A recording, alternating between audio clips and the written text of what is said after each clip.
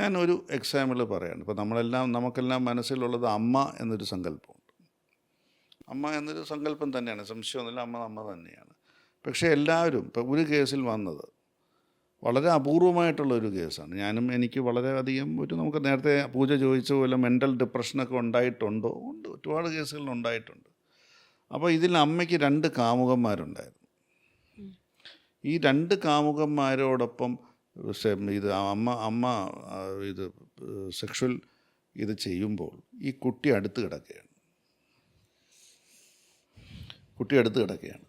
അല്ലോ ഇത് നേരത്തെ പറഞ്ഞ പോലെ ഒരാൾ ആത്മഹത്യ ചെയ്തു, സൂയിസൈഡ് ചെയ്തു, ഒരു അക്യൂസ് സൂയിസൈഡ്. ഇപ്പോൾ മറ്റേ അക്യൂസ്ഡ് ഉണ്ടപ്പോൾ ഈ കുട്ടി അമ്മ കൂട്ടിലോട്ട് കയറി വരുമ്പോൾ ഈ കുട്ടി രണ്ട് കുട്ടികളുണ്ട്, 2 കുട്ടികളാണ്. ഈ 2 കുട്ടികൾ എൻ്റെ കൈ വന്ന് കെട്ടിപ്പിടിച്ചുകൊണ്ട് നിൽക്കുകയാണ്, എനിക്കെൻ്റെ അമ്മയെ കാണണ്ട. അപ്പോൾ ആ കുട്ടി അനാഥമായിട്ട്, അച്ഛൻ മെൻ്റൽ പേഷ്യൻ്റാണ്, ഈ ഹോമിൽ നിൽക്കുന്നവരാണ്, ഈ സർക്കാരിൻ്റെ ഗവൺമെൻറ് ഹോമിൽ നിൽക്കുന്നവരാണ്. അപ്പോൾ അന്ന് തന്നെ ആ കുട്ടി ഒരു വിധത്തിൽ അത് വളരെയധികം മെൻ്റലി ഡിപ്രസ്സായി, അതൊന്നും മിണ്ടുന്നില്ല. പിന്നെ അനിയത്തി മിണ്ടുന്നുണ്ട്, ചേച്ചി ഒന്നും മിണ്ടുന്നില്ല.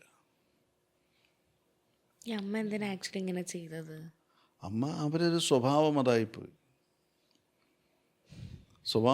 തൊട്ടടുത്തുള്ള ആ കുട്ടിയുടെ മൊഴി കേട്ടാൽ അന്ന് ആദ്യം അതിൽ ഒരു കേസ് വന്നപ്പോഴത്തേക്ക് ഒരു നോൺ റിപ്പോർട്ടിംഗ് ഒരു ഒഫൻസാണ്. എന്നുവെച്ചാൽ നോൺ റിപ്പോർട്ടിംഗ് എന്ന് വെച്ചാൽ ഒരു സംഭവം നടന്നു, ചിലപ്പോൾ വീട്ടിൽ ചെല്ലുമ്പോൾ അമ്മ പറയും വെളിയിൽ പറയേണ്ട മോളെ എന്ന് പറയും, പ്രിൻസിപ്പലിൻ്റെ ചെന്ന് പറയും, പ്രിൻസിപ്പൽ സ്കൂളിൽ ആരെങ്കിലും പറയും വെളിയിൽ പറയേണ്ട. പക്ഷേ എന്ത് ചെയ്യും, പിന്നീട് കുട്ടിയുടെ മൊഴിയെടുക്കുമ്പോൾ ഇവരെല്ലാം ഇത് അറിഞ്ഞെങ്കിൽ അത് കേസെടുക്കും, ഇവർക്കെതിരെയും കൂടെ കേസെടുക്കും, നോൺ റിപ്പോർട്ടിംഗ് എന്നൊരു ഒഫൻസിൽ കേസെടുക്കുക. അത് നമ്മളൊക്കെ അറിഞ്ഞിരിക്കേണ്ട ഒരു സംഭവമാണ്. നമ്മളൊരു വിഷയം അറിഞ്ഞാൽ, ഒരു പോക്സോ ഒഫൻസിനെ കുറിച്ച് അറിഞ്ഞാൽ ഉടനെ പോലീസിനെ അറിയിക്കുക തന്നെ വേണം. പോലീസിനെ ആരെ അറിയിക്കാം? നമുക്ക് വുമൻസ് പ്രൊട്ടക്ഷൻ ഫോറത്തിനെ അറിയിക്കാം, CWC ചൈൽഡ് വെൽഫെയർ കമ്മിറ്റി അറിയിക്കാം, പോലീസിനെ അറിയിക്കാം, ആരെ വേണോ അറിയാം, അവർ റിപ്പോർട്ട് ചെയ്യണം എന്നാണ് ഉള്ളത്. അപ്പോൾ ഞാൻ ഈ കേസുമായി ബന്ധപ്പെട്ട് പറയുമ്പോൾ അമ്മ നോൺ റിപ്പോർട്ടിംഗ് എന്നൊരു ഇത് വെച്ചിട്ടാണ് അമ്മയ്ക്കെതിരെ കേസ് എടുത്ത് 2ാം പ്രതിയാക്കിയത്. ആദ്യം ഒരു 2ാം പ്രതിയാക്കിയത്. പക്ഷേ ഇതിൻ്റെ എവിഡൻസ് വന്നപ്പോഴത്തേക്ക് ഞാൻ വരെ ഞെട്ടുന്ന ഒരു സംഭവമാണ്. കുട്ടി പറഞ്ഞ കാര്യങ്ങൾ, അമ്മ അടുത്ത് കിടക്കുകയായിരുന്നു എന്ന് പറഞ്ഞ കാര്യങ്ങൾ കേട്ടപ്പോൾ ഞാനാണ് പിന്നെ പെറ്റീഷൻ ഇട്ടിട്ട് പറഞ്ഞു അത് പറ്റില്ല, അമ്മയും കൂടെ ഈ അബറ്റ്മെൻ്റ് എന്നതുണ്ട്, എന്നുവെച്ചാൽ പ്രേരിപ്പിക്കുക, അതിൽ ആ പ്രേരണ കുറ്റത്തിനും കൂടെ ആ വകുപ്പും കൂടെ ചേർക്കണമെന്നും പറഞ്ഞിട്ട് ഞാൻ പെറ്റീഷൻ ഇട്ടിട്ട് ആ വകുപ്പും കൂടെ കോടതി സാറ്റിസ്ഫൈഡ് ആക്കി എടുത്തു. അപ്പോൾ അത് വരുമ്പോൾ പ്രേരണ കുറ്റം വരുമ്പോൾ എന്താണ് ശരിക്കുമുള്ള ഒഫൻസ് എന്ന് വെച്ചാൽ, ഇപ്പം പിന്നെ ഒരു ഒഫൻസിന് ഇത്ര ശിക്ഷയാണ്, ആ ശിക്ഷ അമ്മയ്ക്ക് കിട്ടും. അമ്മയെ 40 കൊല്ലം ശിക്ഷിച്ചു. അപ്പോൾ അത് പോയപ്പോഴത്തേക്ക് അത് കരഞ്ഞുകൊണ്ടല്ല, അബദ്ധം പറ്റിപ്പോയി എന്ന സമ്മതത്തോടു കൂടിയാണ് ആ പ്രതി ഇറങ്ങിപ്പോയത്. അപ്പോൾ ഞാൻ ഈ അമ്മയുടെ കാര്യം പറഞ്ഞതുപോലെ, അപ്പോൾ അമ്മയുടെ ക്യാരക്ടർ എന്താണെന്ന്, അപ്പോൾ നമുക്ക് ഇപ്പം ക്യാരക്ടർ വൈസ് നമുക്ക് ഇവരൊരു പാസ്റ്റ് നമുക്കും അറിയാൻ പറ്റില്ല.